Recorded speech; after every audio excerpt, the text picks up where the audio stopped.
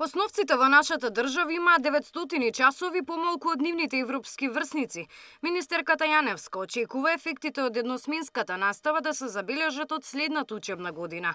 Најави и летна градежна офанзива за доградба на училници и училишта, за да се спроведува овој процес во што повеќе воспитно-образовни установи. Нигде над 150 училишта работат во една смена. Летово ќе имаме голема акција на доградба на 2 до 3 училници. Почнуваме со оние училишта кај што се потребни само по 2, 3 или 4 училишта.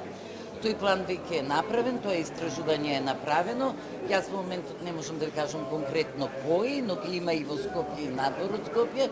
Почнуваме со доградба на 2 училници за да можеме да спроведуваме за најмалите од 1 до 5 целодневна настава. Од УНИЦЕФ, од каде всушност произлези забелешката дека основците дома заостануваат од своите врсници во странство, велат дека го мониторираат целиот процес, но мерките мора да се спроведат за резултатите да испливаат на површина. Значи УНИЦЕФ соработува во тесна соработка со Министерството за образование за да може да оптимизира целата мрежа и ги разгледува сите можни аспекти во однос на финансирање, обезбедување на потребните човечки ресурси, надградба на целиот систем за да може да се обезбеди соодветната работа на смени или пак останувањето во училиште онолку сати колку што им е потребно на децата.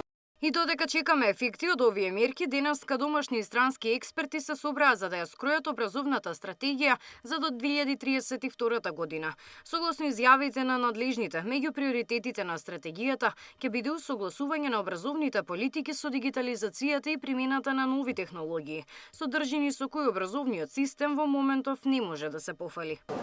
Вештачката интелигенција представува релативно нов концепт и многу земји во светот работат на тоа да ја воведат во образованието и слично. Македонија не е во првите 10 земји кои што успеваат на ова поле, меѓутоа тоа значи дека пред нас има многу работа, имаме многу работи да направиме за да можеме децата да ги воведеме барем во основите на вештачката интелигенција во образованието. Габриела Лискова, Сител телевизија.